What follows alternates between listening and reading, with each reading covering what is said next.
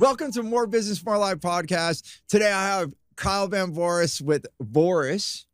That's it, just Vouris. And that actually is a funny story because I know Kyle from his father who went by Tommy Vouris on the stage name. And we're not going to talk about that today. I don't know why I brought that up. But Kyle is someone I've known from a young age. And now he's built a $1 million, going on multi-million-dollar company. And we're going to talk about the ins and outs of that. When was it stressful? How did he spike to the next level? And how he brought the right people in, even when some people think that that's a big risk. And it's created the company and the lifestyle of a father of three, where he can be a dad, he can do what he wants, and still have a flourishing business. We're going to talk about all of that and how he overcame the challenges to be in this way. So if you want to find out, listen in, and we're going to show you what we did. Kyle, I've wanted to do this for years. I mean, I don't even remember how many years we've known each other, but it's so good to have you on the show, brother. It's been I'm excited to be here.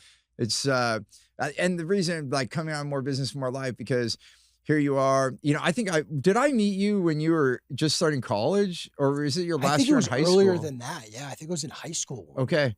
Yeah. So Kyle's dad and I are best friends. And then, you know, so just watching you grow, I just want to say, first off, it's just amazing. And even start where you are now. Now you have over $1 million business. You're a father of three. And so you're a great story for More Business, More Life, because here you are living that life. And you're a very passionate person. Since the moment I met you, like, you pour your heart into anything that you do. And so as an entrepreneur, people who watch this show are usually like founders, CEOs, and entrepreneurs.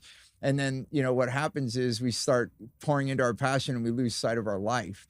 So I guess I'm diving like right in, you know, at the moment you're at now, like having over $1 million, going into close to multi-million-dollar business now.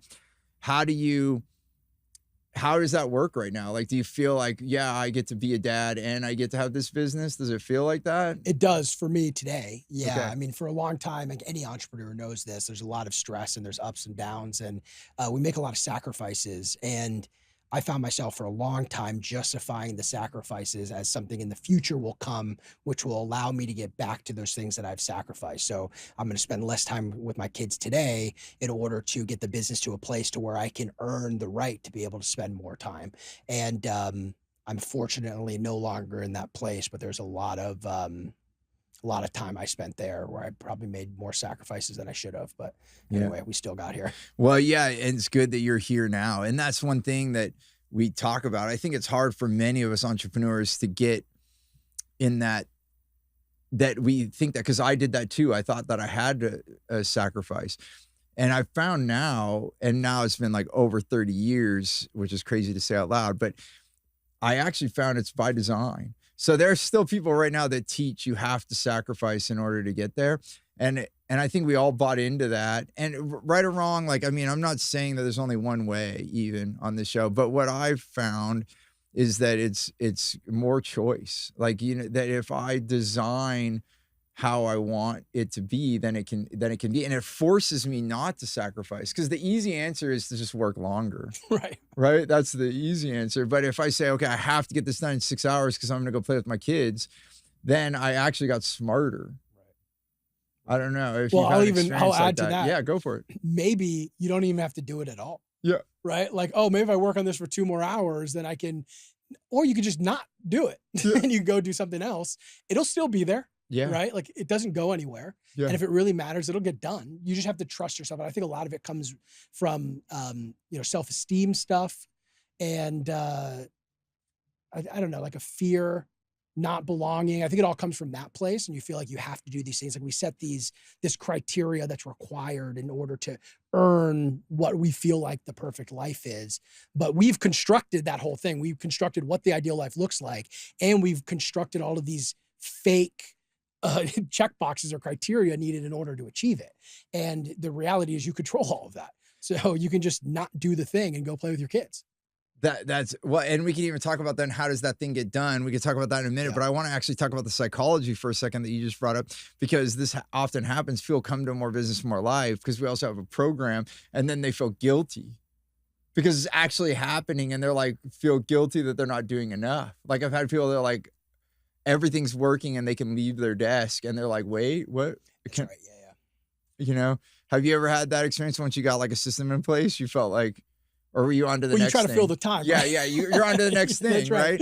So yeah, so then that's so how did you?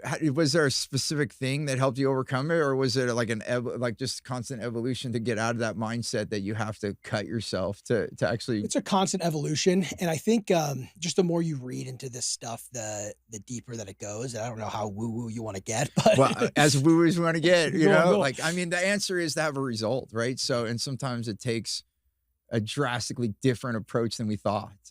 I think a big part of it, at least for me, and like you said earlier, everybody gets to the place they get to in a bunch of different ways. So I don't know if this is right or this is wrong, but this is what worked for me. An extreme detachment from the outcome, Yeah. and not giving myself so much credit for the outcome, but also not requiring so much of myself to get the outcome. And that detachment was really helpful for me because I feel like I can achieve whatever outcome there is without all of the stress and anxiety of getting to that outcome. I look at life almost like a river, and you could choose to swim in the river upstream to try to grab the log up here, or you can just wade in the water and let the log come to you. Yeah. It'll get there. Yeah. Right? You don't need to stress and swim. You're moving backwards while you're swimming anyway. It might even be a different log. Right, exactly. But then it gets the job done because why did you want the log in the first place? Exactly or whatever it is.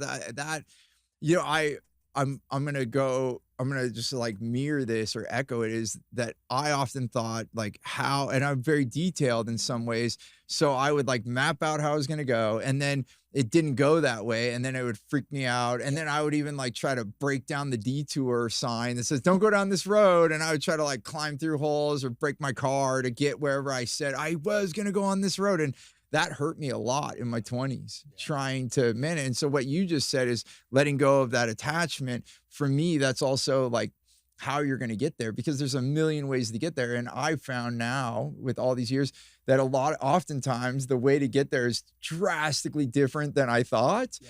Like that's why I brought up the log idea. It might even be a whole different log, but it actually gets the job done. And so if we like let go, we focus on the outcome we want and then allow that way to come.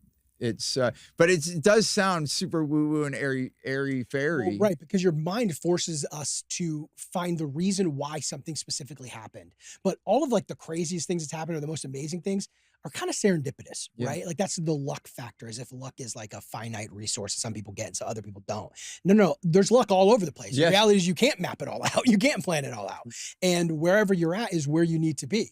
And you can do all this crazy planning. And I think these are useful, right? Like I went like all the way the other directions where I like crossed my legs, held my hands out like this and said, I don't even need goals. Maybe I was levitating over a meditation mat. Did you actually get to a levitation? No, well, who knows?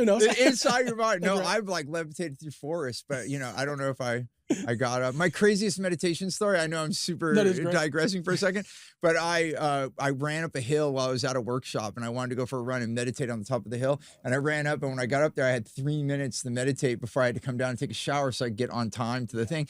And I sat there and I set a timer to meditate for 3 minutes, and the timer went off, and I was like, there's no way it was 3 minutes. I must have set the timer wrong. I swore I was like on this 30-minute journey. Isn't that funny? Yeah. And then it was 3 minutes. I got down and I was on time to the conference. So you can levitate in your mind, absolutely. in your mind. And experiences like that really prove to you how little time actually impacts us, right? Which is the way we perceive it.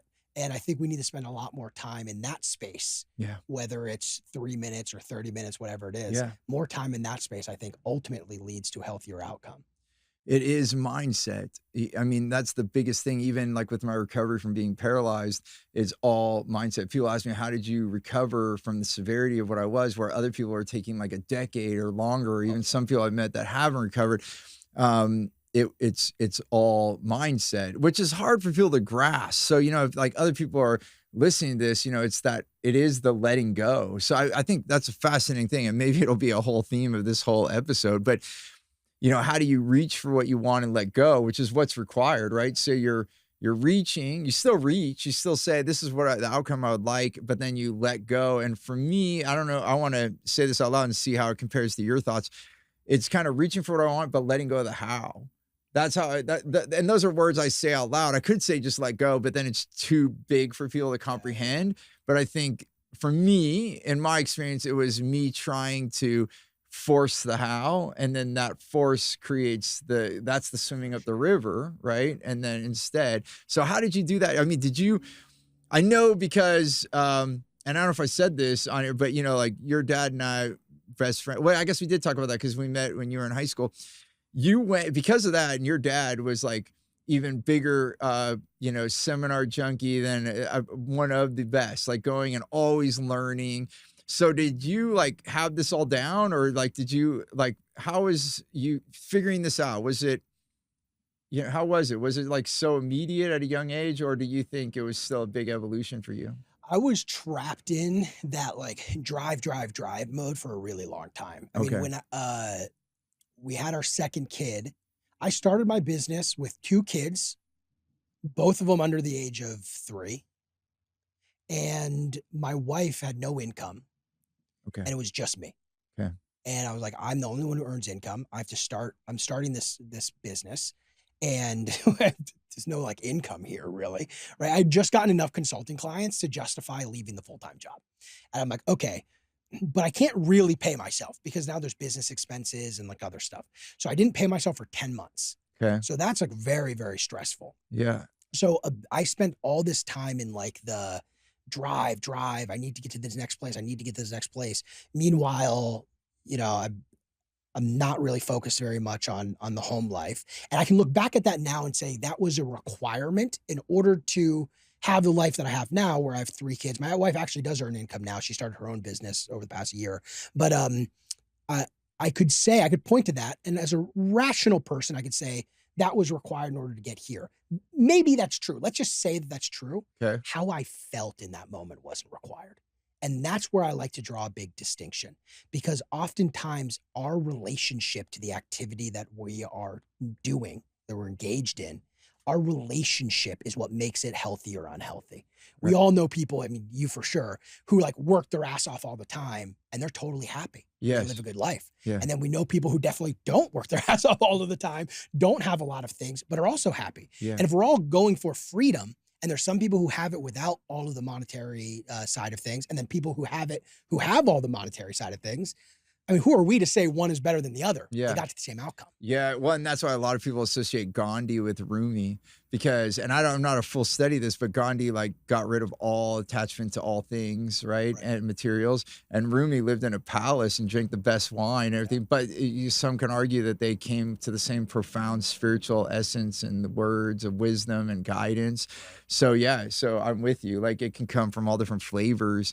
And that's why it comes back to your design. Like, what do you want? Right. But it's the feeling bad. So when you feel guilty, you know, you're creating that feeling around what you're doing. Yeah, you can work really hard without feeling guilty, but you can also be present with your family or your friends without feeling guilty on the other side. Yeah. And often as entrepreneurs, we're in this tug of war. I know I should be spending more time with the family or more time doing these things over here. And then conversely, I need to be working more over here, and we live in that push and that pull. It doesn't have to be that way because that's all constructed in our mind. Yeah. But we choose for it to be that way because we haven't done enough introspective work to understand why we have put ourselves in that position. So that 10 months, was that the deadline, or did you have more runway? Like what? And then how did it just like after the 10 months something changed, or was it longer than that before you realized that it wasn't the way you wanted it? It got to a point where I was like, okay, I can pay myself. So I didn't have a strict plan. And I'll actually tell you this is a cool story. Okay. So started the company July of 2020. Okay, right after during COVID. The whole thing. Everyone's sick except me. Yeah. And I started the company in July. By the end of that year, we had done about 30,000 in revenue, so small, but it was enough for me to go like, okay, there's probably a business baked in here somewhere. Yeah, I was able to make money. Sometimes right? Zero. Yeah, exactly. Yeah, yes, exactly. A lot of people make zero. So then I'm like, okay, what do I want to do for the first year of business? okay, this is our first full year in business. I'm super excited about this. So I go to Pinnacles National Park in California, and I climb, yeah, with my equipment. Yeah. Yeah, belay. No, I hiked up to the peak of the Pinnacles mountain, Okay. and I'm overlooking all the stuff. So you're really high. You could see, you know, whenever you goal set from like a place of like absolute beauty, Yeah. you set some wild goals. So I'm like thinking through my goals. Here I am on top of a mountain. It's a beautiful view. I'm like, you know what? 600,000 for our first year in business. No idea how I just made 30 grand in 5 months. You know what I mean? Yeah. So it's like, I have no real way of making this happen, but that's the intention I set out. Okay, great. Set some other goals. Start walking down the mountain. And as I'm walking down the mountain, I'm like, gosh, that's pretty aggressive. Like, why are we putting all of that on myself? You know, let's drop that down a little bit. We're going to make that 450,000 for the first year. That's reasonable, right? Yeah. And it keeps going lower and lower. I'm like, you know what? I would just be happy with 150 grand. So by the time I got to the mountain, I dropped the goal from 600K down to 150. And that year we did 700K for our first year in business, which was more than the original goal that I set. Yeah. So now I have a value. You never change the goal at the bottom of the mountain. Yeah. I didn't know how I was going to make that happen, but what that tells you is you don't really need to know. And that's probably the more powerful part of it. Yeah. I think we're getting on this theme of like the how, but let's pick on this. Let's go deeper. So you're at the bottom of the mountain. I was going to interject and say that you should just stay on the top of the mountain, right? But okay, but beyond that, you get to the bottom of the mountain and you're like, oh, maybe I'm going to do 150. So did you actually like make that your goal? Yeah. Was that the write down moment? You're okay, we're going to do 150. So then what changed? You just like blew past it, or like, when did you realize, wait a minute, did you even notice that you like went past the original goal? Oh, yeah. Like, okay. And that happened pretty quick. Okay. And so like I had wrote down at the top, I'd written down 600. Okay. So you had paper up there. I had paper. Yeah. We have a paper trail, a full ledger of every of the goal. Good. Maybe there'll be a movie someday. Yeah. Maybe. But yeah, so you did write down 600. So then did you cross it out when you got down to the bottom? I don't think so. I don't know what I did. I think I just verbally started lowering it, and I built the plan around 150. But you know what it is? I didn't feel I was as talented as I was. Yeah. Right? I think everybody everywhere feels undervalued. They undervalue their own ability. Just the fact that you're a person who would try to do something on their own puts you in such a small percentage of people on the planet. Just to think that I can earn enough income with my own two hands, without a business, without working for anybody else, in order to provide for my family, that already puts you in such a crazy level. And then you tack onto that the same thing everyone else has, which is all this self-worth stuff. Gosh, we really beat ourselves up. Yeah. And that's really what I think it was. And then that experience proved to me, maybe you are a little bit more talented than you give yourself credit for. Yeah. You know, and you're always scared to do that because you're like, oh, it's my ego. I'm being egotistical. I'm being arrogant. It's also your ego that's telling you that, no, you can only do 150. Yeah. It's the same ego. Yeah. It's just not loud and bombastic, so we don't point our finger and criticize it. But it's the same ego. Yeah. And then that's even where you could think, oh, that's a good thing to like push yourself down, but it's not, because then you're not living your full best in this planet. And how many people are you helping? And for me, I believe business is about helping people. And I know you do too. Like we're contributing in such a way. So if you were to squash yourself down with that ego, you're like eliminate some of the people's lives that you changed, right? So that's huge. So then, okay, so if we slow down in this space, so from that 150 and then you end up surpassing the 600 and going to 750, do you know any markers? Like, I mean, like how did you like start playing through the mindset and like get past it? Do you remember, or did it just happen? It just sort of like, I was so focused on the work. Okay. And then it just happened. Like you're there, you're like, I just need another deal. I need another deal. Also, this is like when I set that goal, turned out to be probably the halfway mark before I ended up paying myself. But I didn't realize that at the time, right? So another 5 months goes by or whatever it is, and then I end up paying myself.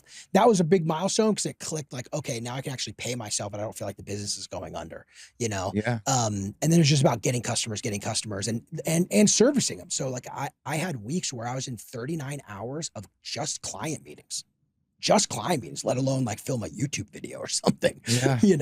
And it just sort of happens. You blink and then you're there and you're like, wow, that was way higher than the goal that I had set. You know, I'm a very goal-oriented person. Every quarter I'll set goals. I'm very meticulous about the process that I follow. And this one I was just way wrong about. Well, and then did that happen? So thanks for sticking with me on this, because these are the perceptions that I think so many people deal with. So did you do every quarter that year too, or no? Is that a new thing? That year, no. So you did quarterly goals. So then, okay, so you were up on the mountain, you come down, you go from 600 to 150. Then what happened in the first quarter? The first quarter was probably like par for the course. Like I forget exactly what we did. I should go look through our Stripe account. I can figure it out. Yeah. But was probably like just sort of normal. Got an extra client or two. Like maybe we had done. Well, because if you're going to do 150, wouldn't that be like 37,000 or something? Yeah. Like that? So yeah, maybe we were doing. I bet in the beginning of that year we were probably in the around the 20K a month mark. And then Q2, we probably bumped up because I would have started paying myself in Q2.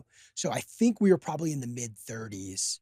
Maybe 40K a month. We definitely didn't hit. Which is amazing already. So here you are in that next year, the whole last year, well, the 5 months or whatever, you did 30, and then now you're getting to 30 a month. So yeah, I mean, but at the time, you know, it's funny you say that because you're right. Like looking back at it now, it's like, wow, that's pretty good. Yeah.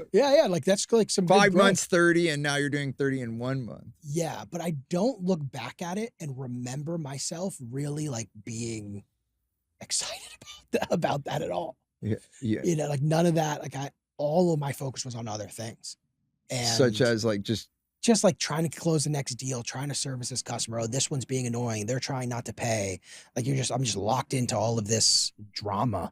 If you know, that's a strong word, but kind of what it is. Well, it's what I just the last podcast I recorded, we were talking about that, and that's one of the big themes. And you probably remember from me even back when I always talk about wow clients, right. And I did it too when I started in business. You think I got to take any client that I can because we're going to pay the bills, and then I found as I started to observe, I'm like, wait, this is hurting. So I call it the wow and the ow, and these ow clients take more energy. You know, people think more business, more life is about time, and there is, but often really it's just about energy, right? And so if we're with wow, we're like excited and like we're having a big wow experience. And when we're with ow, it's dragging us down. I bring it to the metaphor of like our phone, because we all know our phone. But you know, if you have your flashlight on, you know, on your phone, it's going to drain the battery really, really fast. Whereas if you're with wow, it's like having your phone plugged in. So do you feel like you went through that? Like most entrepreneurs, so like the first was customer acquisition no matter what, and then you started finding like what you're saying, this drama. Yeah, you start refining your offer. So it's interesting you bring this up. You're bringing a lot of this memory back. I don't think about the past ever, by the way. I'm very like present minded. And here I'm like, hey, let's go way back in time. But see, I get interested in this because people are watching this and like, oh, Kyle has this multi-million-dollar company. Like, whoa, okay, cool. But like, everyone got there somehow, and other people can relate to this, and it actually helps invoke dreams because they're like, wow, this guy didn't have everything answered. You know? Well, yeah, and you never do. And the thing is, you could never have everything answered. Yeah. Like you just got to consume stuff like this because then things start clicking eventually. Yeah. So we were back to like the ow and the wow. Like, you're in like, let's get any kind of client. Right. Maybe. I'll do anything. Okay. You know what I mean? We'll do anything to get a deal. So I'm closing whatever deal I can. I have to service all these customers. So like, you know, I'm digging my own grave here. Yeah. You know, that's the thing we forget about. We're like, yeah, they're writing me a check. And then it's like, oh my God. I have to do this stuff. Yeah. This is brutal. So anyway, you kind of take your lumps. But what happened was I had a customer, and this was this was around the time, like around the beginning of the year. I had a customer who had canceled our engagement, around when COVID hit. So I had 2 customers on the side with my full-time job that I used to coach. Okay. And it was awesome because I would drive into work every day. I had an hour coaching call on the calendar. I would drive into work and I would do it in the car. Perfect. It felt awesome. Perfect. And I'm trying to remember exactly what they paid me. I think I met with I met with them twice a week. I remember now. I met with them twice a week and they paid me $3,500 a month. Okay. Now, I'm a full-time employee doing this on a commute to the office, right? You know, and my commute was half an hour. So I just sit in the parking lot for an extra 30 minutes. This is incredible, right? Yeah. You're making $3,500 to drive to work. Yeah. Doing nothing. So, this felt awesome. And they had left. right? So I had started the business without them being an active customer, but they came back near the beginning of the year. And I remember, I think I was even talking to my dad about this, and he's like, "Why were you meeting with them twice a week?" He's like, what happened between meeting one and meeting two in that week?" I'm like, "I guess not much." So I charged them 5K a month, and I met with them once a week, and they did it. And I was like, "Whoa, I could probably just do that again." Yeah. So then I closed a bunch of deals at 5K a month for one time a week, and then your pricing goes up and how you structure the offer changes. And I eventually got to a point where I hired people. I don't service customers anymore. I'm not in any client calls anymore. So now I have a team that kind of does their own thing. So you eventually get to that place where the offer matures, and then you get other people who can deliver on the service. But that was a real big turning point for me because it was something that was repeatable, and I knew how to service it. I was confident servicing it, and people actually wanted it, which is like, Yeah, that's a good thing. Yeah. Yeah. And then that's how you're able to grow so much then because that when you're a coach consultant, like when I first started, I did the same thing. You run it up and then you're coaching all day long and you have no time for anything else. And then I started becoming my demise. Yeah. Because now I'm not reading, I'm not staying alert on the next thing. And then I had to start taking less clients and charging more. Yeah. So I know exactly what you're talking about. Yeah, you start playing tricks on yourself too, right? Yeah. Like, oh, I need to do it this way or that way. And oh, that customer went well. Why did they go well? And sometimes you don't really know why. Sometimes it's just the client was good to work with, like on their side. It had nothing to do with you. Like for very early on, especially early on, every engagement was me. And if it didn't go well, I didn't do well. And I would beat myself up. As engagements were slipping a little bit, I would just panic.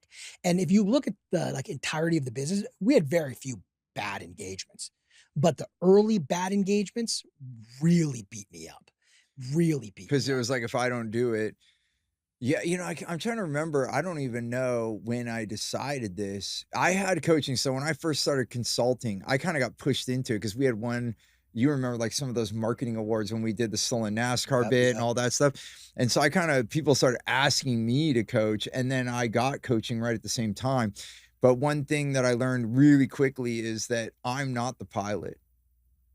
And so I've held that for I'm on the tarmac and, you still have to fly the plane. And so I came up with this rule of 3, and then it'd be interesting to see how you do it. Like, but you have to want change or more, because if you don't want that, then why are we even talking? Number 2, you have to be willing to take action, because if you don't take action, you're going to be in that place forever. And then the third is, are you coachable? Will you let me guide? Are you going to watch the lights? If I go this way, are you going to turn left, or are you going to do whatever the heck you want? And then that's how it's not the end all to find wow clients, but it definitely helped me navigate like who was in and who wasn't in, so then I can start weeding those out, like a filter, right? Yeah, and I'm curious to hear your thoughts on this. I find that sometimes people will say all of those things, or they'll be able to check those boxes, but when push comes to shove, they're either not very coachable, or maybe they are. They don't take action very well. They aren't really open to change. And I'm not sure if they are even aware that they're running into that blocker. No, it definitely happens. But part of me saying it, I'll say it over and over. So even before I'll do an initial strategy session where I charge for that, before they're even like a full client, I tell them you have to have these 3 things to even have a strategy session with me. Then when we're on the strategy session, if we're thinking that we're going to work together, then I tell them the 3 things again. Then when we're on the first week of coaching and they start going off, I'm like, remember the 3 things? So I'm actually anchoring that. And then it's a test, because then if they don't do it, then we're going to exit, because there's no reason for me. But I try to filter that out as much as possible. And I think the filter gets stronger as you have more of the experiences, because there is a little Jedi instinct of like, yeah, you're not going to do it. Like, so no, you can't work with me. You start to, but there are questions. So like I have an intake questionnaire, and we say, there's several questions, but one of them that's a big one is like, who's responsible for your results?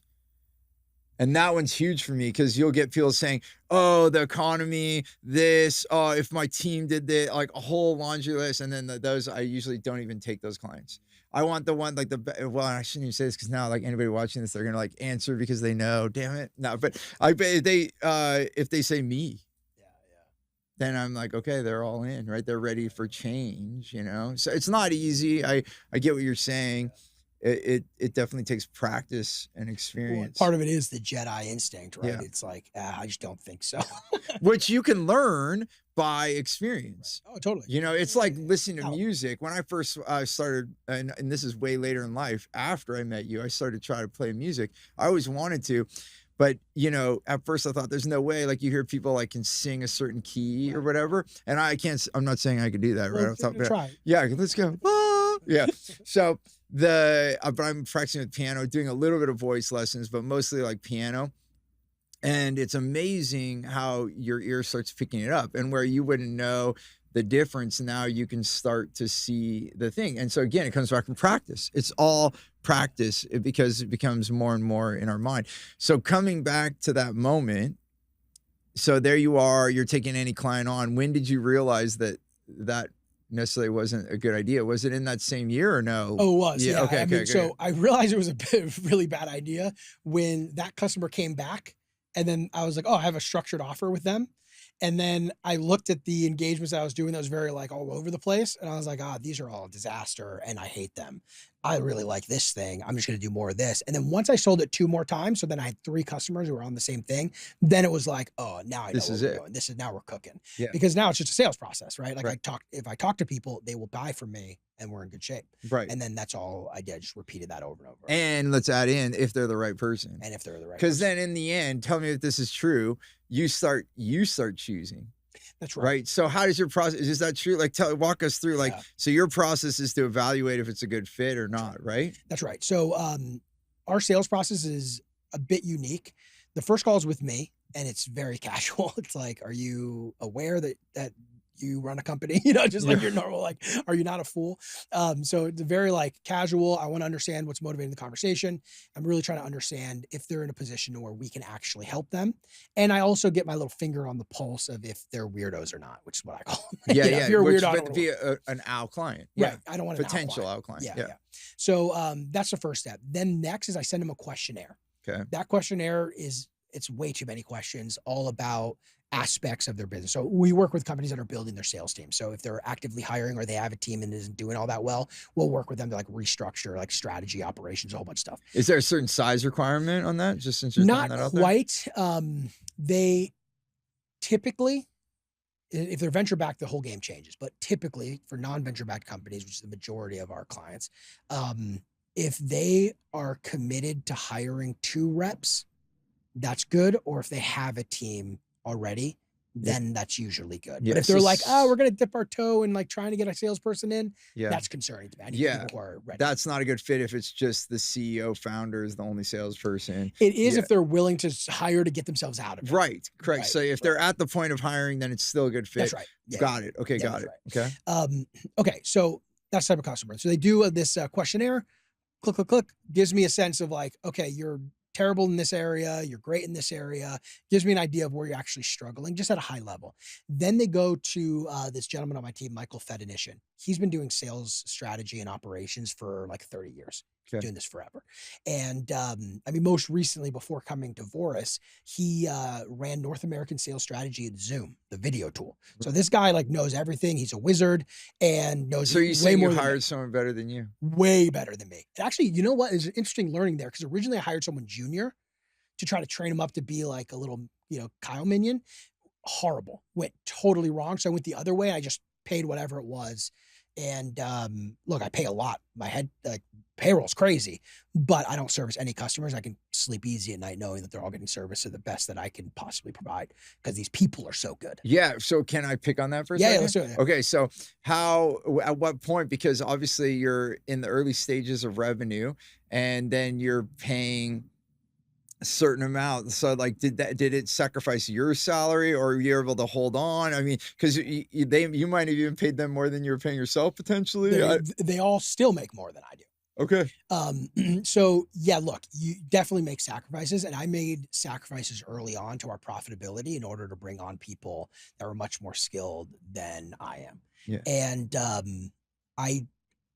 it was probably our like full year in business. So this was probably 2022, I think is when I hired him. Yeah, that was when I hired him in the beginning of 2022. And it was a big expense, but 6 weeks later, he had all customers except one. one big one that I just really liked working with. So it was like overnight. And now I'm not servicing any customers, but I'm sacrificing profitability. So like I'm breaking even. And if we have a problem, it's coming out of my salary, to be able to pay them. So like I am bearing risk there. But and this might be like more of a nature thing. This is my nature more than it was something I consciously did. But I'm not all that worried about my own income. It'll work itself out, right? The score will work itself out. I just need to make sure I take as good of actions as I possibly can in the moment and deliver on the promises that I make. And then the rest will figure itself out. And it has, like when you own a business, you have a lot of freedom of how you pay yourself and like what things you choose to focus on. And I earn that freedom by having people who can service the customers other than me. Well, yeah, because then you don't have to be the one to answer the phone. That's right. Like, or you can like know that it's going to work. Like right now, I mean, what is it? It's like Monday right now. And I didn't have to move any meetings to come do this with you. Yeah. You're just like, hey, I'm going to be doing a podcast on Monday. I said, sure. Yeah. And it was last minute, by the way. I'm like just in town and I was like, hey, I have space to add a podcast. You want to come do it with me? And then you're like, yeah. But that's because I have such good people. I'm not worried about somebody messaging me on Slack. I'm not worried about an email. And we could have done this tomorrow. It doesn't matter. Yeah. That I have because the people are so good, but I pay a lot for that. Yeah, I understand. And I don't know if I've even said this on a podcast yet, but during COVID, we lost a lot of business because, I speak and teach. And so everything was about that. And so within 3 weeks, we lost like all our gigs for 2020. And I had booked all the way through December. Really? Yeah. And so all of that went away. And so I chose not to shut down and I chose not to lay anyone off. And so I actually cut my pay. So and then I stopped my pay. So I basically had no payroll. And like to you, my wife doesn't work. She worked part-time for the business too. So I cut both of our pay. And then luckily I had made good money. 2019 was like amazing year. So I had the ability to do that. And then when I was paralyzed, it worked out to my advantage too, because then all my medical benefit, because if you don't have any pay, then you get all this extra special treatment too. So I was basically like really poor. So, and, but then again, the care I was getting wasn't up to my, so side note, then I paid out of pocket anyway for like the care that I wanted. But the reason I bring up that story is I know what it's like. And, there was something inside of me, Kyle, that said, I'm not going to lay, because all my friends are like, if I had any advice, they're looking at my numbers and they're like, dude, you got to let some people go. Like you're hemorrhaging on things so many ways. And I was like, no, I'm not going to do it. There's something inside of me. And you know what the blessing was after? And my instincts, that goes back to that Jedi, like there was some instinct inside of me. Then I was paralyzed. The only reason I have my company still is because they kept my company running. I was like pretty much a 2-year sabbatical. So talk about leaving like a Monday, and they couldn't even get me. And even the only thing that I still had to do, I still clicked the button for the yes on the payroll. So seriously, so like the first month they couldn't get paid. I was like so paralyzed, and I had to work with my CPA to get my wife approved. And then, so they all worked almost a month without even getting their payroll, and they just kept coming. And then finally, like obviously we paid them, and it was just a technical administrative thing. Because I was the authorized person, but then I got my wife authorized, and then she, we just sorted it all out because it was so crazy and it happened so fast. It was in 7 days. It wasn't even like a software type thing. Like literally, I had my accounting team, and they're like, "Where's Steve?" Like gone, right? Anyway, it just hit me like right now though by you saying like we're not even built there and we can run. It is by our choice, by like who is in our company. It's all people. Yeah. I mean, this is like, and people like talk about like, oh, AI and, you can have a business all by yourself. That sounds horrible to me. I want to use AI as much as the next guy. Yes. But like, I don't want a company with no people. Yeah. I want as many people as possible, and I want them to be great people. And the thing is like, a good friend of mine, a guy named Dan Martell, he says that he says 80% as good as you do it is good enough.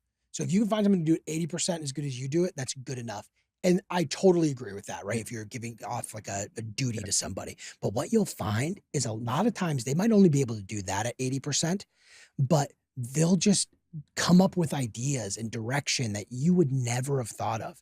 Like I just think of my team now, like we're doing some stuff where we're trying to figure out how to tweak our offer and how we have a couple buckets of customers and they have different requirements for how we explain what we do. Some people it's very like deliverable oriented. Other people it's a little bit higher level. So we're like working through this kind of stuff. I would not be able to navigate all of this by myself. There's no way. But I have a team of people who've worked at Fortune 50 companies and get it. So being able to bounce ideas off of them and be able to collaborate with them to build this kind of stuff is, that's a blessing. It's huge. It's so big. So when you come to the people, and by the way, one AI thing, like even my wife, we were watching all these things. She's like, oh, look at this. People are making AI art and all this stuff. And like, it's going to take away artists. I'm like, it's actually not, and I'm not picking on my wife here, but it's like what everyone questions, like, is this going to take away things? Yeah. But the reality is there's still an artist. Like who's actually asking AI to come up with this thing? So you have to think about it as like a tool. Yeah. And I think that's what people are missing. I think we have a chance. Everyone's scared, but I think we're on the chance of having the next Renaissance. Because if you actually think of the Renaissance period, how did that happen? Because prior to that, everyone just had to wake up to find food. Like you literally had to like work to survive. And then all of a sudden, like someone else could make my food, or I could just go there and get bread, or, you can get meat from the butcher and then you didn't have to be the butcher. Yeah, I mean, before that you'd be like trying to find your own chicken for dinner, right? So now you could be an artist. Yeah. Now science, all these things that advanced during the Renaissance because we had time. How is that going to be now on a next level? When we can use tools? So now you can actually, you're still going to have, but to your point, you're still going to have a person working with that environment and using the tool. AI is nothing different than another tool. Yeah. And look, if it takes over everything, great. That means I can do something else. Yeah. I mean, there are going to be things that are going to be gone, like truck driver. Right. I mean, that's the first big one, like talking to futurists and the National Speakers Association, and any truck driver out there, start figuring out what else you like to do. It's not a matter of like, and by the way, too, like all the futurists in the National Speakers Association, they're all saying more jobs are being created right now than taken away. And that's the other thing that people think is scary. But the reality is it's change. So what the world's going to go through in the next 5 years is change shock. Yeah. It's not a matter of like, oh, there's no jobs. No, there's jobs. Yeah. Like, I can't remember what interview I was just watching. And they were saying, if you're in the United States, there's a job. There's always a job. It's a choice. If you're like, oh, I don't want to do that job, or you can't find a job, but there is so many things to do. And the willingness to change, because sometimes, oh, I don't have a job, but I'm not willing to change what I'm doing. So if you're a truck driver and like the computers are going to drive trucks, then it's your choice if you're going to be like, oh, I only drive trucks, and then you don't have a job. But we know what choice they're going to make. They're going to go get a different job. That's what always happens. At some point. And people are very adaptable. We figure things out. Yeah. And you have to go with how nature goes. Yeah. This is where we're in that moment right now. Yeah. And I think it's cool. Like I'm excited about it. I love AI. I love playing around with all the tools. It makes certain things a lot easier for me, which is awesome. So I'm all for it. Well, and let's go back to people. So, Jim Blachek, a client of mine, but I'm going to give him credit. He's the one that said it. He says straight up, and he speaks now too. He says, if you do not have employees, you do not have a business. And now it's said a lot of different ways, but the reason for that is like when you're self-employed, if you're the craftsperson and you create, and this can happen with consultants, like the business that you have easily. And so I want to talk about that because there's other people that are consultants and they're building a business and they don't get the people that like they're the face, they're the coach, they're the consultant, they're everything. And sometimes they think that's the way it has to be.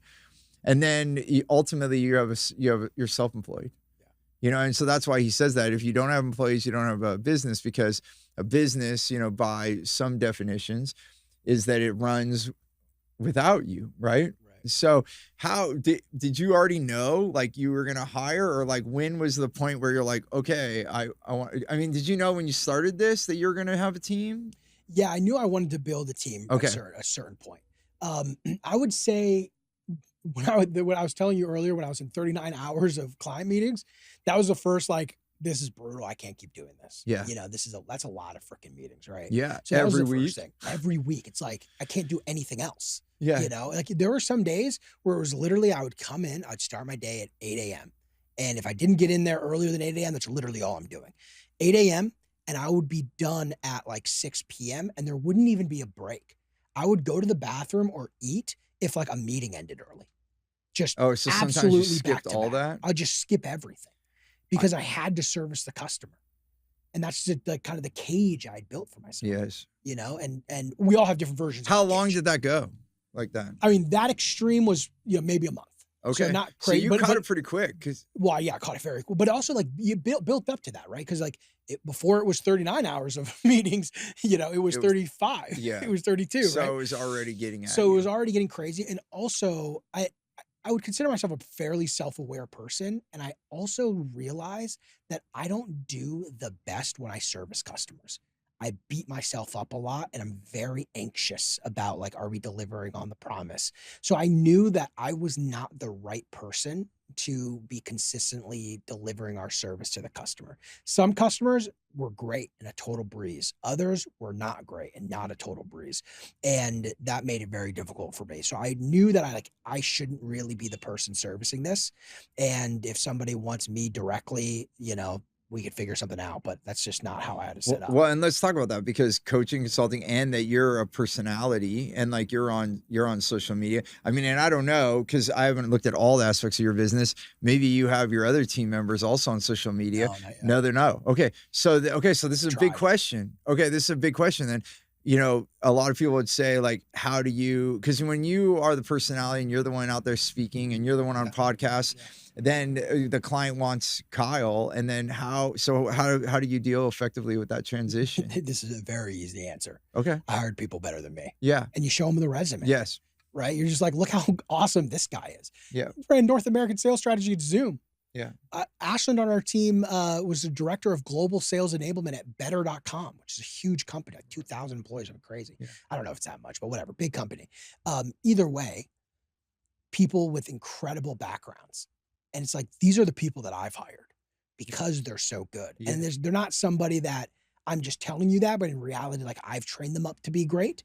No, they were great when I got them. Here's their resume, and that's all it is. Yeah, so it's edifying and passing the baton. So you might have the baton, but you could be the slowest person on the race, but then you hand it back and they go, woo, and then your team wins the race. Right. Yeah, and that's the client because the client wins. Yeah, and another thing I'll mention too is I do pull them in. Remember that, we were actually talking about the sales process. We never got to this part. Okay, yeah, sorry. Full cycle. There's too much. This is great, thanks for bringing it back. Look at that, closing loops. Okay, so I remember the questionnaire. Then they go and they meet with somebody on my team. So this is key to what we're talking about right now. Okay. So they'll actually meet with Fetty or they'll meet with Ashland and they'll do like a deeper discovery based on the questionnaire answers to really shape what the engagement should look like. So that helps a ton. Okay. Because you got to meet that person. And if you talk to them, you're like, oh my gosh, this person knows everything. You know, this is just the wizard. So now it's duh. Yeah, now it's like a no-brainer. Yeah. So then they care less about me, but also like if they want to talk to me, like it's not like I say no to the client. Like if they say, hey, can I pick your brain on something real quick? I'll hop on a call with them. I have no problem with that. Yeah. So it's not like I'm totally reclusive by any means at all. They can reach out to me whenever, but they don't like really need to because they have such all great they need and better. Yeah. And that's like, if there's one thing that's probably impacted me the most, it's getting out of servicing the customer. Because it's freed me up to do other things that I enjoy. Like I enjoy the sales part. I enjoy creating content. I enjoy doing stuff like this. I also enjoy having a calendar that I can play around with and do what I want to go speak. I want to go do this event over here. So that had such a big impact on me. To be honest, I would pay any amount for that. As long as we're not losing money, I'd pay any amount to keep that. To have your life. Yeah, to just have your life and be able to do stuff. And sometimes we get so caught up like, oh, profit, what percent, what's your margin? And like, we get embarrassed because we're around other entrepreneurs that are like, oh, my gross profit's 80%, blah, blah. It's like, okay, great. And all of that's great. But like, we don't need to internalize that as a negative because we do it in a different way. You know, I mean, I've fought so hard, and fought's a strong word, but my goal for a long time was get to a gross profit of 40%. Which for me was like, if I can get to a 40% growth profit, we're in a great spot. Yeah. And for a long time, we were hovering in the 20s because I'm like paying. Now we 40 to 50 we hover month over month. That's fantastic to me. And can we make it better? Yeah, and we'll keep working, keep making it better. But I would not accept me having to go service a whole bunch of customers in order to get that gross profit. Well, right. Because then it goes against your experience. So the way that, and even being since I was paralyzed, it's even deeper, more business from our life. was created around what life do you want, and then designing your income around that. And this is what you're describing. And and so beautiful that you found this in such a short window of time as you built your business. Because even now, you know, you're in the 4th year of your business. So, you know, you've done really well in a really rapid space, and with a good mindset, and with all these mechanisms that you're talking about. You know, I find when I meet with a lot of clients, they're like, oh, I'm going to make $1 million. Like I was working with these 2 women. They built a $42 million company, and they're both clearing $1 million each. And I said, okay, what would you like? And they're like, $2 million each. And then I said, what will having that do for you? And she's like, one of the partners looked down, and then she looked up and she said, you're right. And I was like, I didn't even object. She said, I thought $1 million would give me my life. So I just thought, you know, 2 million, but really I just want more life. You know, they had not fit the life part in. No amount of money is going to just, you know, poof, there's my life. It's by design. So now I say, after being paralyzed, it's even deeper. What experiences do I want in my life that I'm not willing to leave this body before I have, right? Like that I want this in my life. Then I design that, literally design it. Because I often put a metaphor. If you're having if you want your own custom home, do you just like throw a bunch of money at a designer? Maybe you would. Maybe you'd find like Gaudi from like Barcelona in the 1800s, and you would just have them at their own way do whatever they want. But most of us want something that's pictured in our head. And so then we're going to tell them, I want this, I want that, I want this many bathrooms, this many bedrooms, I want a basketball court, I want whatever, right? And then, you know, we make money like it's just going to happen. Then we show up at our custom home and it's like, well, this isn't the house that I wanted. Right. You know, so what I'm hearing from you saying is that you're choosing the life, and that comes first.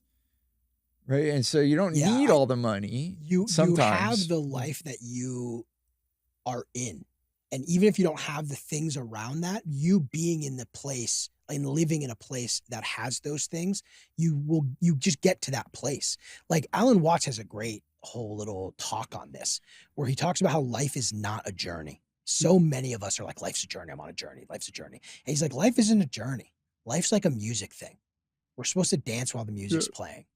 Right. And instead, we're so caught up in this journey and like trying to achieve certain milestones, and then setting all of these prerequisites in order to feel the way that we would like to feel. That like inner peace is such a fleeting emotion, but it's not in reality. It's always there. It's just we choose to carry all of these things and distract us from it.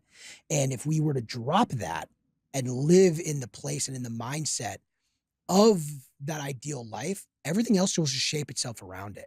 You don't have to work so hard. It's not very challenging. It just all starts between the ears, which is the last place we ever really want to look. We make it more complicated, big time. And you know, I'm laughing over here because the last podcast I recorded before you, I brought up that same. I did. I was like, I brought up Alan Watts that it's a dance, not a journey. Yeah, is like, that a great? Yeah, I love that. Yeah, everyone should watch it. It's like 10 minutes, but it's a great, great talk that he gave on that. Yeah, Alan Watts says a lot of words of wisdom. Yeah, it's great. Yeah, so a lot of Zen. His background is a lot of Zen, right? Wu Wei. He talks a lot about Wu Wei, which is kind of like living in flow. It's probably like a well, because there is a drive inside of you, and if you get out of your way, which goes back to the very beginning of what we were talking about, then you can have that life. I want to bring to another example, because I love examples like stories. So there was this other coach, and because we're talking about coaching and consulting. So, you know, as you know, I've spoke a lot, and I know you speak too.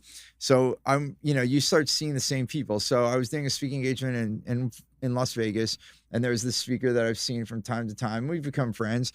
And so he's like, let's go for a walk. And he wanted to pick my brain. And he had told me the last time we saw that he wanted to make $1 million. So it's fixating on the number. So I'm just going to go to a couple things that Kyle's bringing up.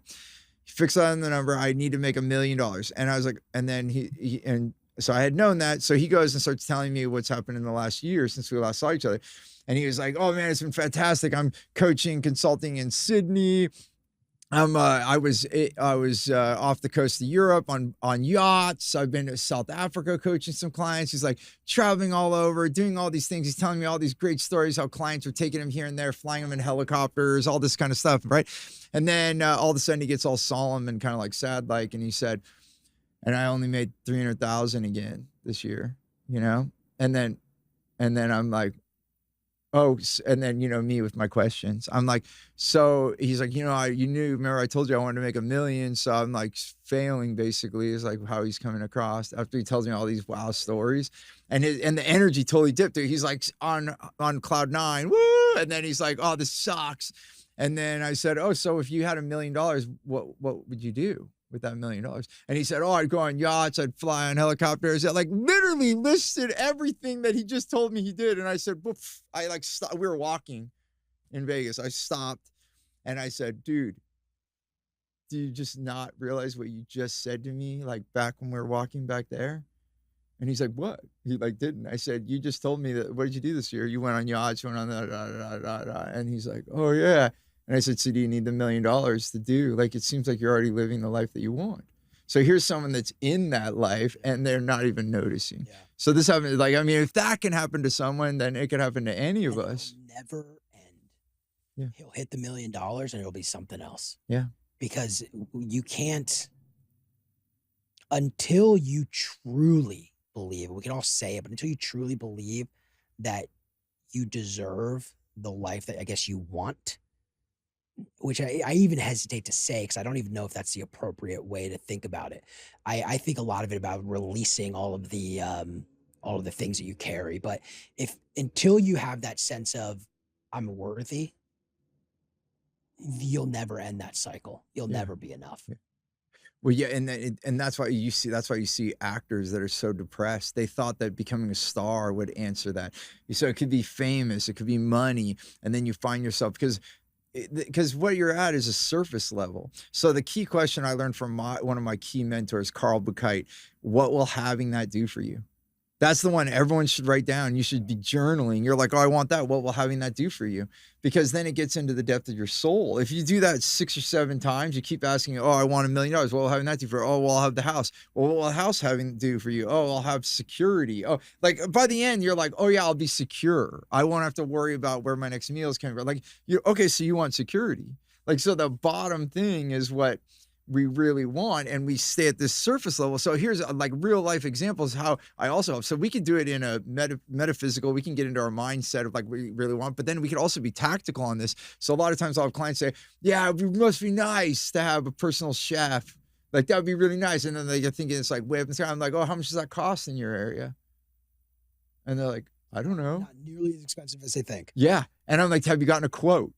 And they're like, and I can't tell you how many clients have come back to me and they're like, it's only like $200 more than I've been paying for groceries. And I don't have to go get the groceries. They go get the groceries for me and then they cook. Awesome. It depends. Like if you're a single person, but like for me, we found that it was actually a big deal. Not a big deal because we have 5 of us. I have my 3 kids. And so when you add up feeding 5 people and you get a personal chef. So we've done that. And the funny thing too, you choose what you do. At one point I delegated all the house stuff and now I changed it. I delegate all the business stuff so I can actually go home and cook. Yeah, that's cool. So it changes, but it goes back to the only reason I'm bringing all this up and just echoing what you're saying. What do you want? Why do you want it? That's important. Like what's the deeper thing? And then also realize that you can have it. It's just math. Right. It's just math. So it's funny you bring this up. So a mentor of mine, this totally blew my mind, was like, all right, we're going to list out all of the things you would like. So just these like symbols of success. What kind of car do you want to drive? What kind of house do you want? So we listed all the things out. And he's like, let's just calculate how much a month that you need in order to live this lifestyle that to you is like this big, crazy lifestyle of abundance. Yes. And it was like 32 grand a month. Okay. And I was like, that's like a very reasonable number to get my take home pay to 32 grand a month. That's not insane, but that's like, I'm driving a Lamborghini. You know what I mean? I'm living in a crazy house on a lake. Like I didn't realize it because I'd never done the math. Like at one point he goes, that's only $360,000 a year. And I say only, but again, why do I say only? Because you immediately think, oh, you're driving Ferrari, you have to be a millionaire a year, every year making $1 million. But really, if you only make $300,000-400,000, you can actually. Yeah. And you could throw a bunch of random stuff in there too. It's like, he even told me, he's like, well, don't you want to go on vacations? He's like, what, do you want to fly commercial?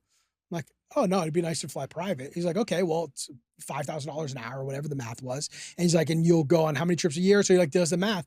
And it's like, oh my gosh, my take home doesn't need to be so insane like I thought.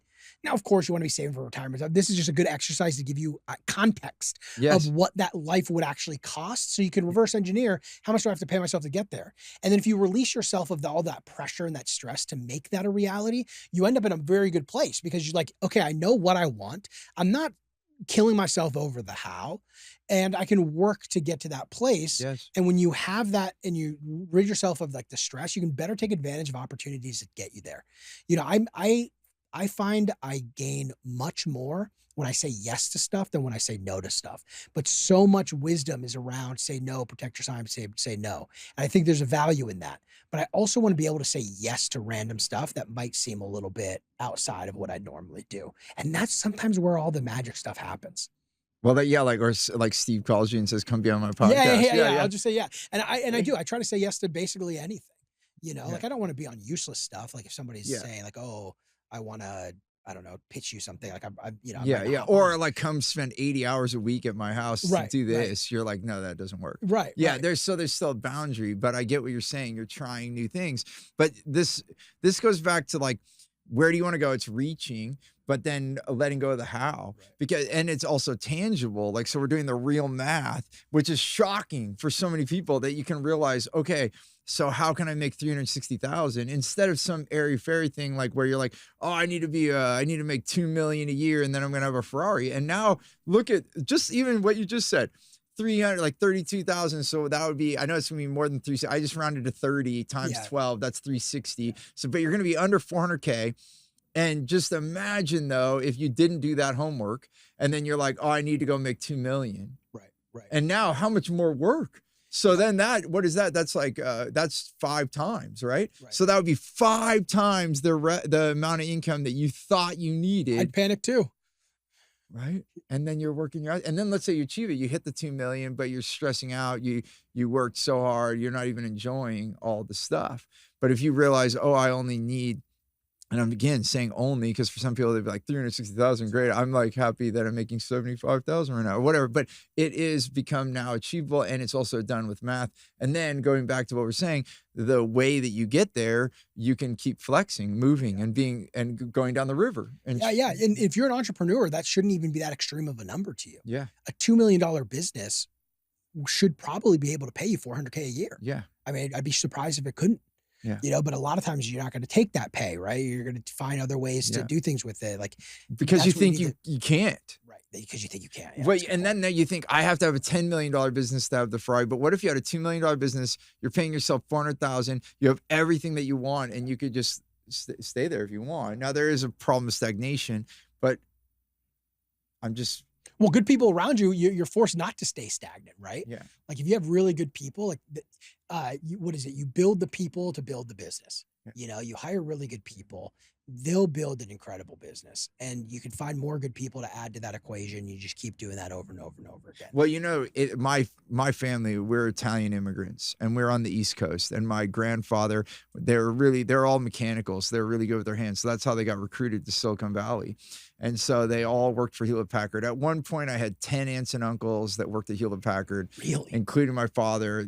We were as a kid, I was on the HP magazine. Like they put all us kids, and they thought, well, and I remember I started getting into film, and so I brought an Apple because you couldn't work on an HP, and it was big no-no. Like everyone was pissed because I opened up my Apple laptop and it was like, what the hell are you doing with that here? But we were like full HP. But why I bring that up is the HP way was people.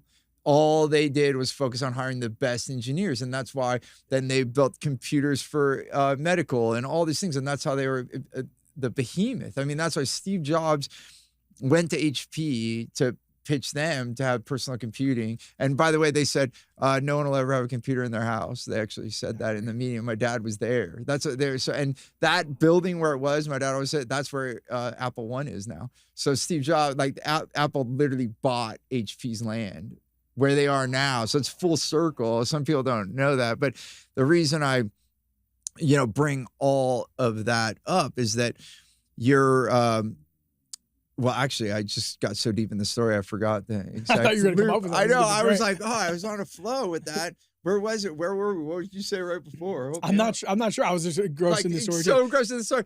No, but it was, man, I think, I was just coming to that you think that there's only one way, right? That, you're going to, that there's this system that's there. And, I watched my family go through it and like everyone's going to follow that same thing. And then the reality is, all of them, they all worked and I'm grateful for that. They brought in, a household for us. I never was like naked. I always had food and, my dad, well, I mean, I didn't wear clothes in the shower, but anyway, but I'm all joking aside, there was a provided thing, but there was also this thing that there's no choice. And so I think that's why a big part of why More Business for My Life came to me is because I wanted to be able to have choice. And I think that's what we're talking about. A lot of people don't think they have choice. And so you have to, you choose first, then you figure out the logistics around it, and then you allow like all these different ways. And so I think that if we looked at this as a formula for success, which is not the formula everyone else talks about, like what you and I are talking about, that you don't necessarily, because then anyways, you just make a treadmill. So if we don't do these steps that you and I are talking about, then you just build an infinite treadmill. It's never enough. You're going to keep working because you don't actually have, you think you have an end goal, but you don't. Oh, totally. And if you think of people whose businesses didn't work out, they were on the treadmill before everything failed. Yeah. So it wasn't even like the treadmill prevented the downside. I've never met somebody whose business didn't work out who's just like pretty carefree about the whole thing leading up to the business, right? Like you can be carefree and have an incredibly successful business. Like we have it locked in our head that you have to work hard, you have to suffer in order to have a business to earn that freedom. And that's just not true. I remembered why I brought up HP. Oh, cool. Perfect. Let's go back. It was because of the people. I was going back to the the engineers, that and I was only giving background to how do I know this, but all my family was enroped in it, and they got the best people. They recruited the best people from all over the world. Yeah. And then even when I think it was during World War II, or right after World War II, they had a choice to like keep more profit, going back to your thing, or hire more people, and they chose to hire more people. It's like it was right after World War II. They took some of the best engineers coming out of the war, and even though they couldn't afford it, they hired them. Wow. And then the rest is history. It was a huge risk, but it goes back to your point where you're rather like eat some of that profit, but then have the better company and the life that that you have now. Yeah. So now you're able to know your children, be with them, and if your wife has a business now too, there's probably days where you have daddy duty. Bro, totally. Yeah. I mean, she's going through a lot of the stuff that I was going through before, where like she's trying to figure things out. She's bringing on people now, trying to figure out how do I manage these people? How do I get them up to speed? How do I pay them? Like a lot of that same stuff. And you can do all of this. If there's one like main takeaway that I've had, it's you can do all of those things. You can be in the weeds with the business without all of the anxiety and the pain and the suffering that currently you're going through. Instead, do all those things, but don't feel the pain. And that's just a choice. Yeah. And, and this is where it gets hard. Well, hard. And then also to your point, how woo-woo do we get? Yeah. But I think we need to, because I have a belief that thoughts become things. Right. And if anybody believes even like teeny tiny bit about manifestation, if like, and you're talking about, they're like, oh, you can't do that. You can't do it. But then I'm like, wait, do you believe in manifestation? Like, do you believe that, you could think about things, or you can create a goal and then you can have it? And a lot of people, they do. They're like, yeah, I believe that. Okay. Well then, so even I go as far, I don't think there's a coincidence. And I say this a lot, but spelling, the word spelling is also associated with a witch that's casting spells. That actually isn't a coincidence. Spelling is casting spells. It's putting letters together to make words, and those words create, right? And that's why all my studying around neurolinguistics programming, you're actually using linguistics to program things to actually create. And then you take grammar, that means to conjure up. You're conjuring words, you're conjugating. Was that? You're conjugating. You're conjugating. Oh, I see what you're saying. Conjugating. You're conjugating the words is conjure. That's the root of it. Yeah. So spelling is casting spells. And when we put those words together, we're conjugating. So now we're conjuring. So you are a wizard. Kyle. You're a wizard, and we don't even know it. So now let's go back to the wizardry. So you could be casting, life sucks. It's going to be hard. Right. I'm going to have a business, but I got to make $1 million. I got to bleed on the curb. Yeah. And then guess what? It's like, yes, you're the genie in the lamp. It's like you get 3 wishes. You're like, okay, I want a $2 million business, but I want to like suffer and I want to not be with my kids. Okay, yes, your wish is my command. Right. Your wish is my command. You are the lamp. So I mean, so this comes. I'm just putting extra story to what you're saying is that you need to let go, and then that even could be like, whoa, how in the world do I do that? Well, it's intentional. So you have to actually choose the thoughts. So that so let's go full, and then I'm going to bring it to a question. When we think, so if we're thinking it's got to be hard, and that's the dominant thought. So what I always teach all my clients, and even I practice myself, because I get in the weeds sometimes. I feel like shit sometimes, and even when I was paralyzed, I'm like, am I going to die? And then in my mind, I'm like, no. And then I'm doing all the things because I already taught myself before I was paralyzed, and I'm going to put this in the book. If I was paralyzed in my 20s, I might have died, because I didn't have the mindset that I have now. So like I was blessed to have this at the right time in my life, because then I'm like, no. So that I believe the dominant thought in my mind will become. So if I say a bad thing, then I try to triple it. So if I like give myself a minute of some BS in my mind, then I'm like, okay, I have to have 3 minutes minimum. And now I've been practicing it so much, it's like automatic. Then you start to carry yourself with success. And that's why people go, Steve, how are you always so successful? You do this and it's successful. You do that. You decide, you go from filmmaking to marketing to speaking to psychology. Now you're like some master in psychology. Well, I chose that. And then I projected it. I spelled and conjured up this thing. And so the dominant thoughts in my mind are what? Now I'm not saying I'm perfect. I have that. So I'm just curious, like, coming back to you, Kyle, that you're talking about, because you're talking about this without being like, I'm trying to be really specific, because I like to give like some tangibles away, but you've given some great bullets today, but how do you actually calm that down? Like, how are you using these thoughts? Like I'm saying, like you're noticing, oh, I'm talking bad about myself. Let me switch that off. Do you notice that, or how do you do it? So one thing is, I'll give this as a baseline. I have a great sense of humor. So I live life through laughter. So already like a negative thing to me is a funny thing to me. So I already have like an interesting relationship with like negative stuff, but there, at least for a long time, a lot of deep inner things that I wasn't fully conscious of, that maybe I was conscious of, but not fully, conscious of. So let's give 4 steps here. Okay.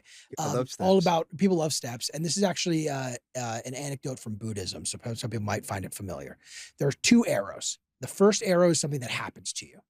The second arrow is how you respond to that. And we've all heard the cliche, you can't control what happens to you, you can control how you respond. Totally true. Yes. But we hear it all the time. Here's why this is so important. So there's a couple of elements here. The first thing is that second arrow, that way you respond, that can happen when a first arrow was never present. If you've ever gotten a text or an email and read it wrong, right? Okay. And you got all mad, or you like misunderstood it, you got all mad, right? We can have those kind of second arrow responses without a first arrow being present. But generally there's something that happens and then there's a way that you respond. So for example, you walk into the house, you take your shoes off, you step on a Lego. You get really mad that the house was dirty, there's Legos on the ground, you go and yell at your kids, okay? The first phase of awareness or stage of awareness is completely unaware. You walk in, you step on the Lego, you go and yell at your family. The second stage is you walk in, you get that first arrow, you step on the Lego, you feel all those emotions, you realize, oh, this is a second arrow, but you can't stop it. And you go and you yell at your kids. You're still mad. You're still mad. Then the next stage, stage 3, is you walk in, you step on the Lego. That's that first arrow. The second arrow hits, you want to go yell at the kids, but you're able to suppress it and stop. And then the fourth and final stage is you walk in, you step on the Lego, you step off the Lego, pick it up, put it away, and go hug your family. And I think we're all in different areas, right? This isn't like a one thing blanket on everything, but in different areas of our lives, we're going through that process. And if you're very conscious of that process, then you can get better. So for example, let's say you're out, going fishing with your family on the weekend and you have anxiety about work. Maybe there's a time when you weren't even fully aware that that was a second arrow. You didn't need that. Because you were unconsciously doing it. Exactly. And then you go to the next stage, which is, oh, I can get rid of it. And once you realize you can get rid of it, that's the big aha. That's the choice. That's the choice. And you're like, oh, I can just not experience it in the first place. I'm the screenwriter. That's right. That's right. Wait, I don't like that line. Why did my character say that? Right. Like, write that out. I'm going to rewrite the script. Yeah. No. Because that's what we do. Like so many people, they write a script of their own hell. That's right. Yeah. They put themselves in purgatory. Yeah. What if this, because like what you said, there might not even be an arrow. Right. I love that you said that because they're writing a script of the worst possible things that could happen. Oh, yeah. You know, we've all read an email and got mad. Yeah. And then it turned out like, oh, no, I didn't mean it that way. Yeah. Oh, man, maybe I read into that. That's why you got to pick up the phone. I always tell my clients too, when they have conflict like that arise, did you call them? And like, no, I wrote an email back. And then now it's this huge exchange. It's like, then they get on the phone. They're like, they didn't even mean that. I'm like, Right. And now actually, let's take this something very present. Just before I hopped on in here with you, I was talking to a good friend of mine he's in a relationship, got very serious. This is a big deal to him. Gets a text, like there's some stuff off, gets a text like, hey, we need to talk, literally verbatim, which is like brutal, right? And he's panicking. He's like, I think this might be it, blah, blah, blah. He's totally panicking. And, your normal friend thing, you talk like, hey, man, just go see what happens. Here's an example. Now, could that be? Yeah, she wants to break up with him. Totally could be. But why do we have to suffer twice? Yeah. You could look at that and just go, all right, let's see what this is about. Yeah. And go and have the experience of that conversation with that person. If it is what you were worried about, feel all those emotions then. Yeah. We don't need to feel it now. Yeah. Right? Like it's okay to feel and have these kind of reactions, but we don't have to carry them all the time. We can allow ourselves to be present, experience it in the moment, and then move on. Just like might not even be. I can't remember who said this, but there's a saying, what's worse than getting attacked by a lion? Thinking you're about to get attacked by a lion. Yep. Yeah. Because then it's constant. That's right. You're always worried there's a lion everywhere. Yeah. And if you live in San Francisco Bay Area, unless there's like a zoo breakout, you're like probably not going to have a lion come around the corner. We live in different times, but we're creating this fear of these things that aren't even real. Have you ever heard that? Maybe you did because you study some Buddhist stuff. Have you heard of that? The Buddhist monk that goes out in the boat around the anger. The students on the side of the river. No. Okay. No. So maybe it's told in many different ways. So the way that I was told, and it's just a good reinforcement of everything you just said. So this monk is trying to get to this deeper level of meditation, and he wasn't getting it at the monastery, so he decided to go to this lake, and he like drove there, so it took a little while to get there or travel. I don't know if it was like in a horse and carriage. I don't know what this is like a ways. So he travels to the lake, and then he gets in this boat and he goes out, and this is early in the morning, so no one's there, and he goes out in the middle of the lake in a boat by himself, and then he starts meditating. And it's going to be like super peaceful. So like right when he's getting to the depth of his meditation, then a boat hits his boat. And then he's starting to get angry, and it hits the boat again. And it's like, what the heck? Like, I'm like, it's obviously, he's thinking in my head, it's obvious that I'm meditating. Like you could see that. And this he's getting all angry. And right as he's opening his eyes to yell at the other boatman, there's an empty boat. An empty boat. And so then it's the empty boat philosophy that the anger comes from within you. Like going back to your Lego thing, the Lego is not the anger. It's inside of you. It's the reaction. It's the second arrow, right? So then we're having that choice. But you also, I love, that's just adding on to what you're saying, to this, it is unconsciously, I always say unconscious incompetent, then you become the conscious competent, or conscious incompetent, which that sucks. That's the part where it sucks the most, because then you're conscious that you're incompetent. You're conscious that the anger's happening and you can't stop it. It's like, it drives you nuts. But you have to know that you're you're going up the ladder. Right. Yeah, so you have to relish in that I'm noticing. Then you get to the conscious competent, and it feels really, really good. And then you can go to that mastery level. It's so beautiful that you brought that up today. And the worst case is never all that bad. Yeah. Like if you just think of like, okay, let's say I'm right and this is going to be a breakup or my business is going to fail. What's the worst case scenario? Are you on the street now? For most people, that's not the worst case scenario. Yeah. The worst case scenario isn't that bad. Yeah. So what are we so worried about? Yeah. It's because of what it means about us. And we attribute a lot of a lot of our self-worth, or for entrepreneurs, a lot of the self-worth comes from the business, comes from your productivity. And that's just not true. Like, here's a great example, kind of similar to this boat story. I went to go do goal setting alone, which I never do. This is years ago.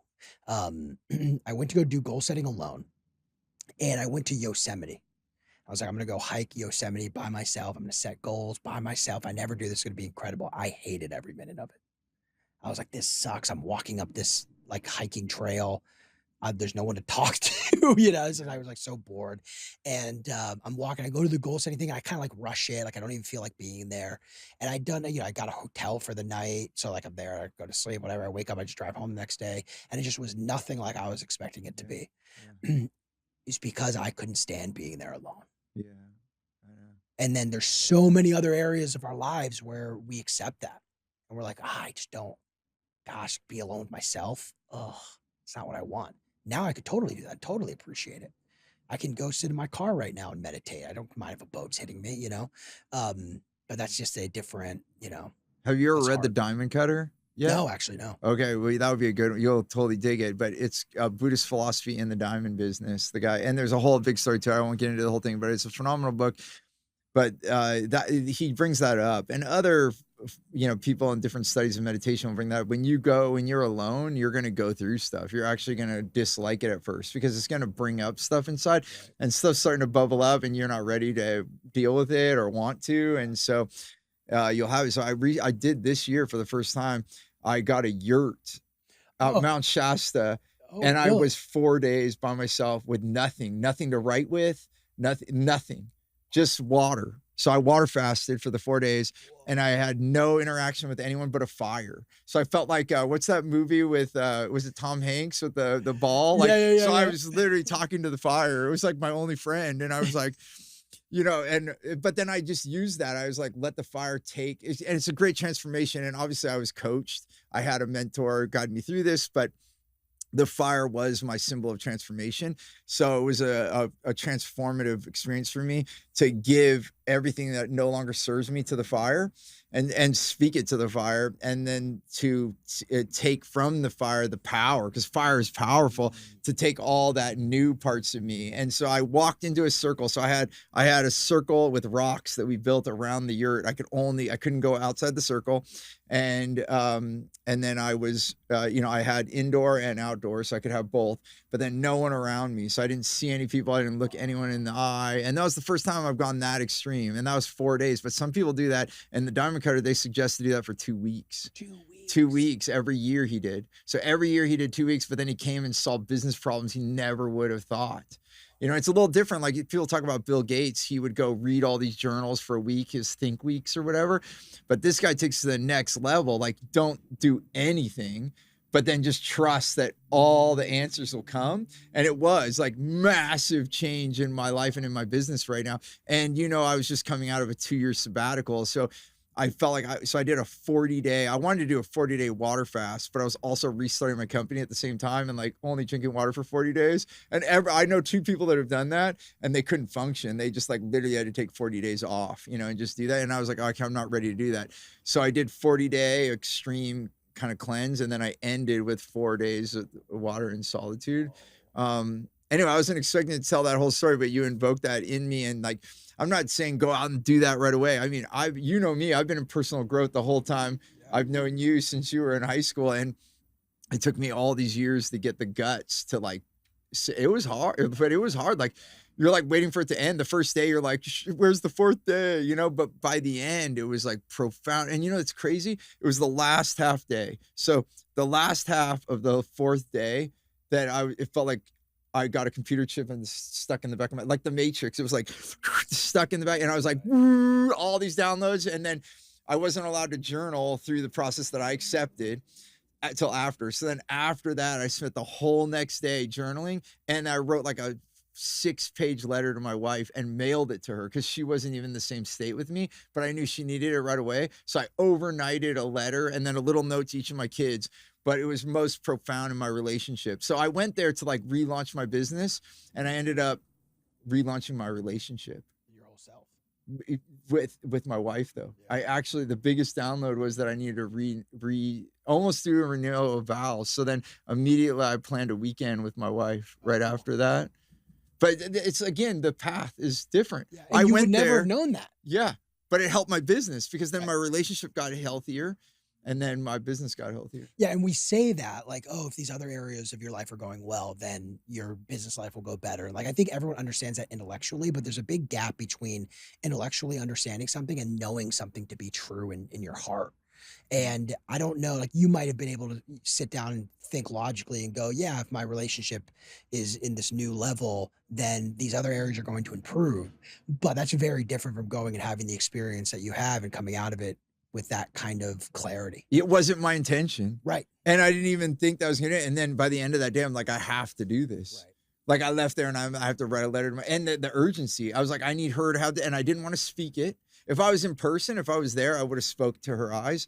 But I said, okay, I'm not going to do that. I'm not doing it over the phone. I'm not doing it over FaceTime. I don't want to do that technology thing. So, and I had just had a huge detox of no technology. So I actually hand wrote a letter to her and mailed it, and anyway, thanks for invoking that story. Cause I was, here I am like wanting to pick your brain, but then like you just through this conversation, you invoked me to tell that story. I haven't shared all that yet. So here it is.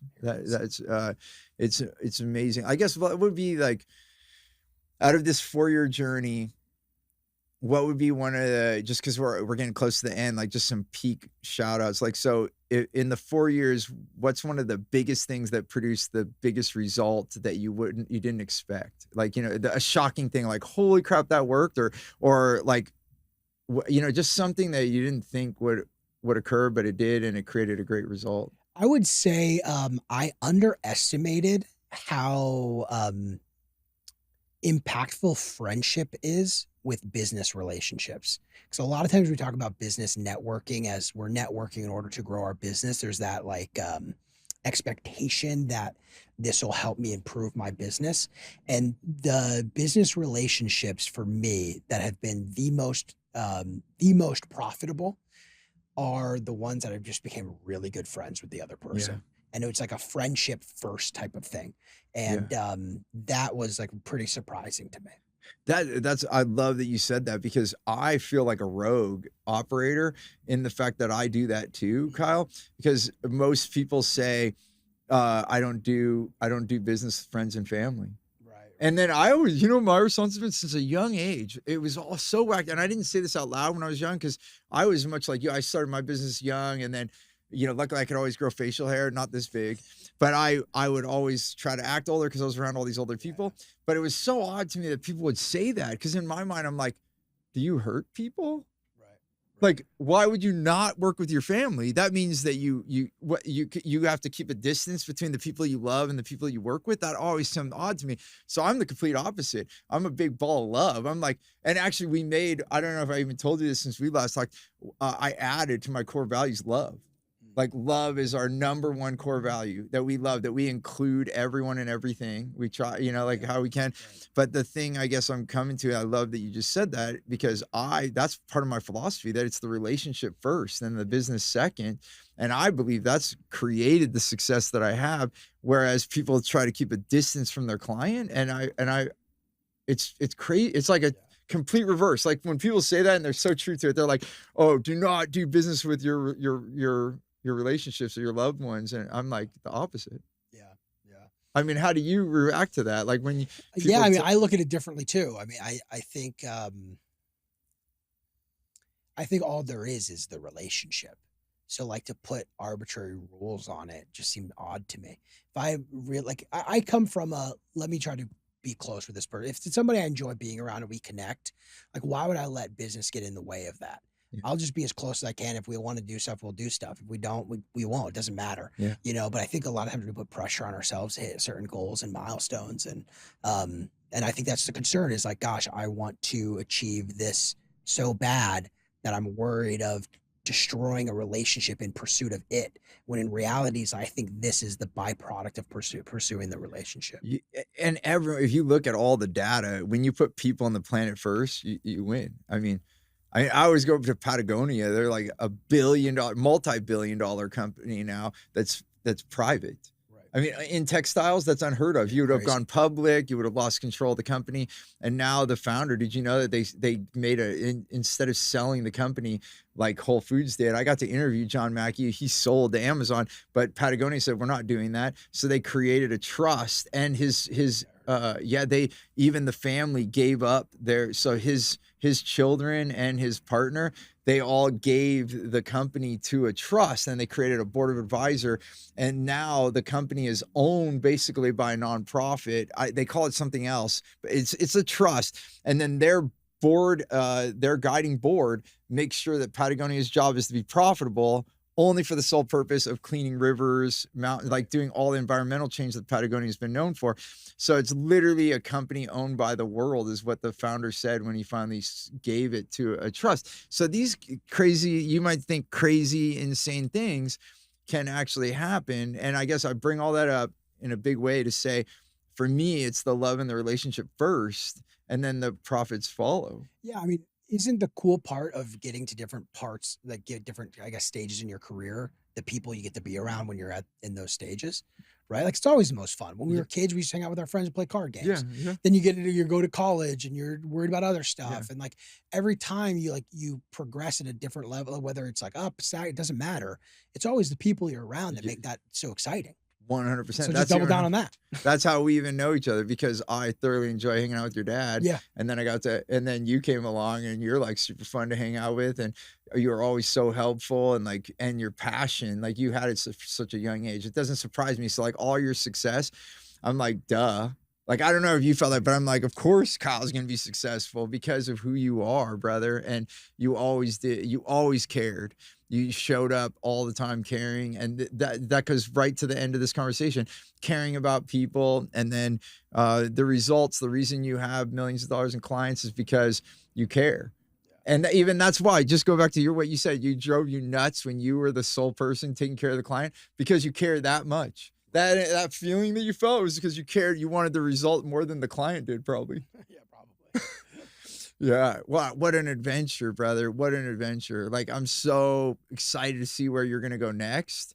I know it's just going to be doing amazing things on the planet. I guess last thing to wrap up the show, like, what are you embarking on next? Like, I guess what I'm saying, what's the next most exciting step for you? Like, what are you excited about? So right now I'm probably most excited about, I'm starting to put more of my energy on the speaking side of things. And that's probably what excites me the most. If there's one thing that I love to do is to be on stage and speak, and I'm investing a lot more in myself in that arena, and going to become very good at that. That's the goal. That's awesome, brother. Well, I look forward to it. Maybe we'll share the stage at some event someday, because I'm going to start speaking again more too. So that's so, and you are a great entertainer, and you carry your stories well. So you're going to, I know, I'll just put it out there, you're going to be wildly successful in that as well.